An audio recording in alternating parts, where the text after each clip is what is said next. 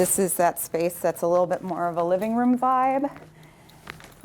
So if you can imagine, you get a book club, you can move around these poofs and kind of have your own kind of layout. We've got technology in all the rooms. So if you have, for example, say you've got a book club and you've got a snowbird, they can get piped into your meeting and join you for your book club. So I think that's kind of fun. But also it's meant to be a versatile space. We want it to satisfy a lot of different uses. And do you have to pay for any of these rooms? So all of these rooms are free on this level. We do have a rental structure for the large meeting room for specific types of uses, but the intent of these spaces is they're supposed to be free for the community to use, be a part of educational and information and kind of cultural resource for our community. So these are all free. You can book them from home, from our website, from our app, or if you come and one's available, you can register right there at the room and book your room. Yeah, so this is the Flex Box. It's right next to our teen area, so we do a lot of our teen programs in here, but we also do programs for all ages. And this is kind of a flexible space, hands-on activities happen here. You'll find teen gaming night here. You'll find cooking demos here. Our artist in residence programs, some of them will happen here. So it's just meant to be a lot of different things. And then we have a large garage door that can come down. And so depending on what we're doing in here, maybe we want to send the clear message. Come on in, you're welcome, join us. We want you to be a part of what's going on. If it's something that's a little more structured and it needs to be a little more contained, we can put that garage door down. Or maybe we just need some time to do a more elaborate setup, we can put the garage door down. But we wanted that flexibility and that kind of visible symbol kind of designed into the space. So this is one of the spaces that I think is pretty unique and gets a lot of use. And then if there isn't something happening in here, we just leave it open, and maybe your knitting group comes in and kind of just does your own thing in here. Maybe a mahjong group comes in and starts a game. So yeah, the Flex Box. Cool. Yeah. This steratorium, basically, it allows us to do activities here, but also when this is open, you'll find, kids just sitting down and curling up and reading in the corner.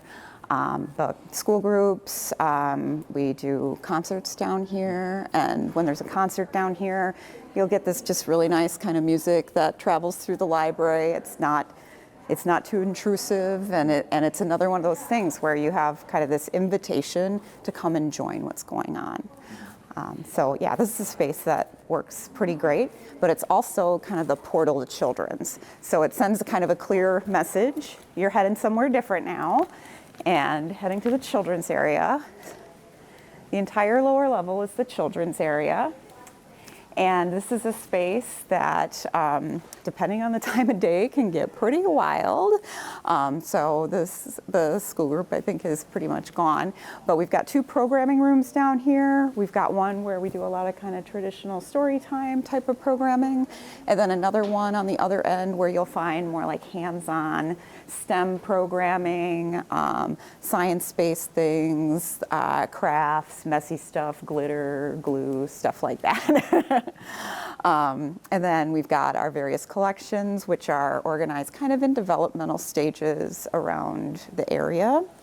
But the beauty of this being all children's is you just get the sense down here that parents are a lot more relaxed than they were in our old children's area, which was on the ground level, by the front door, just kind of was a place where you felt like, oh, where's my kid? Did they run out the front door? Are they running into the parking lot?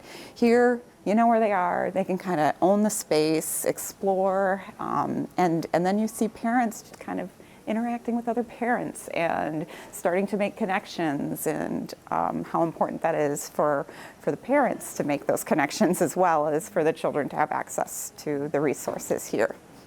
Resources for our diverse community. We do a lot of thematic book displays, so depending on what time of year it is, you'll find some pretty cool book displays.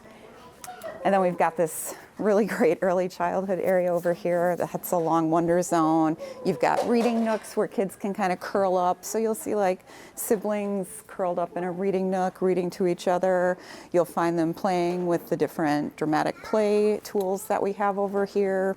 You'll find them using their imagination over in this play area over here. Yeah, this is. Yeah, this is something that evolved. It's different than when we first opened, where there was kind of a foam play structure, and what we've turned it into is a place where there's a little bit more interactive and creative play happening.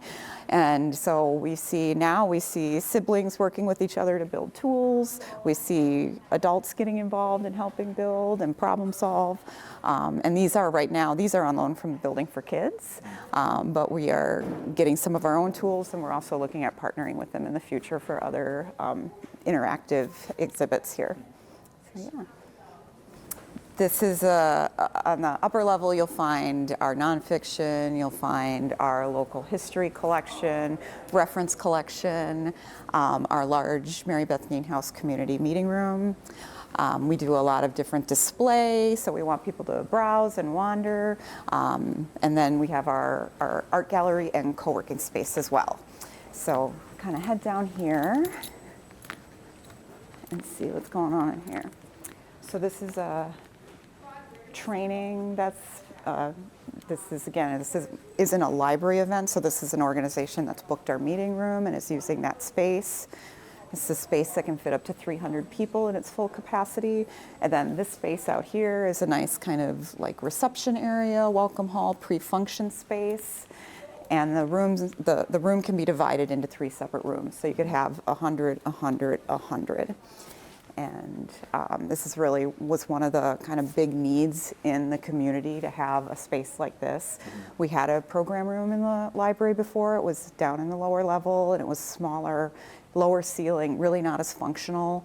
And so having this space up here, it just really works really well. It's got great AV, it's got a hearing loop in it, and it's a space that organizations just really, really need. So the training that's happening here, these are organizations that don't have a huge budget. A lot of them don't have buildings of their own. So to be able to offer this space is just a huge resource for those groups. Libraries, we were kind of like slowly working to a number, because what you do is you kind of manage your collection size these days. You don't just let it grow, grow, grow, grow, grow, grow, grow.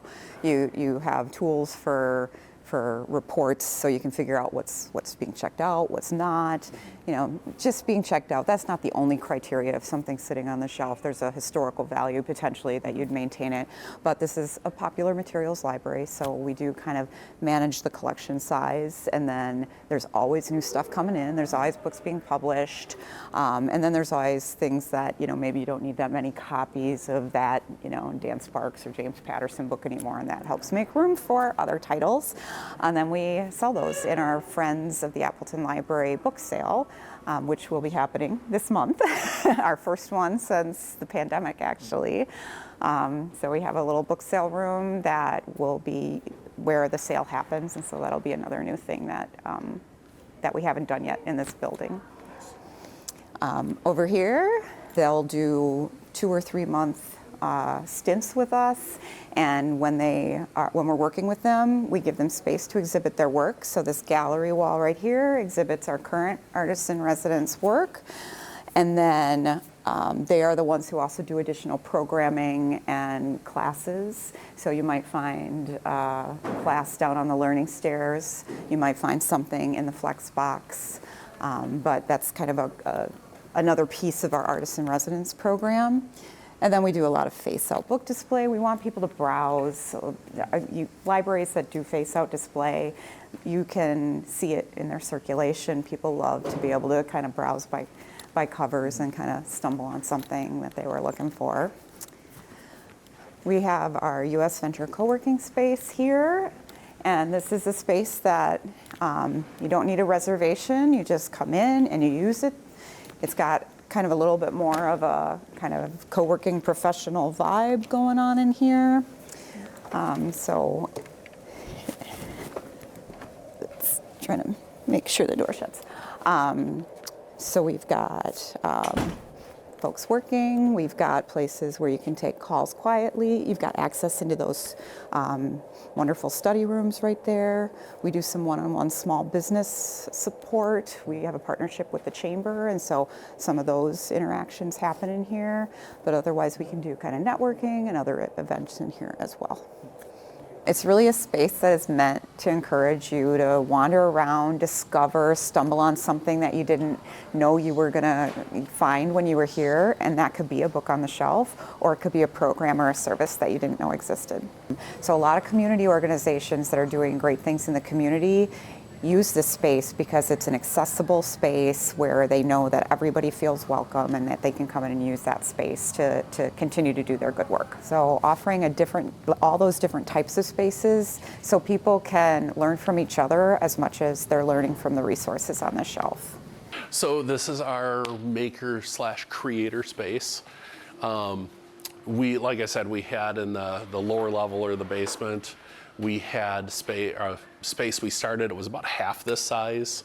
We have it broken up, so we've got the kind of hands-on side here. We've got 3D printers, we've got the vinyl cutters, we've got a couple of different types of printers. We've got a water cutter, and then the other side tends to lean more into the electronic digital design side of things. There's some libraries that have a creator space in them. I would say ours is the best equipped. We also have a recording studio. Allows people to do voice recording. They can actually bring in instruments, record on that. And then this unit over here is the editing board for whatever it is they come up with. And then like video creation or podcasting back here too? Yes, yep. We had a space we called the teen space before, but it was really just a little corner and it said teen zone, and that was all. Whereas this area, we've got computers just for the teens, we've got some gaming devices in that space.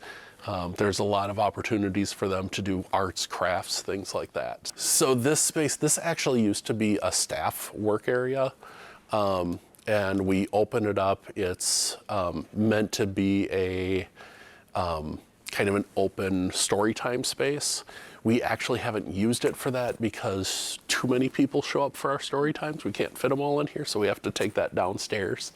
So we've kind of leaned into having some kind of imagination, play toys, things like that, things to stoke the imagination and get kids, especially the pre-readers, just engaging with the world. Sure. So, and then we've got the patio space outside. So, yeah, this is our learning kitchen. Prior to the renovation, we had cook plates that people we did a couple of cooking classes like that. Now we've got ovens, we can do baking, we can do cooking. And as you look around, these islands that are along here, and then there's two on either side of the main cooking area, can actually be pushed out into the room, and they work as cooking stations for anyone who comes to our hands-on cooking classes. So we do some classes that are just a demo. The chef goes and shows you how to do stuff. We've got others, and we prefer the ones that are hands-on so we can, people can taste the stuff they're cooking and things like that. The books are still here. They're always going to be here, but we don't want to rely on any one tool. We want to make sure we have the tools for whatever situations present themselves to us.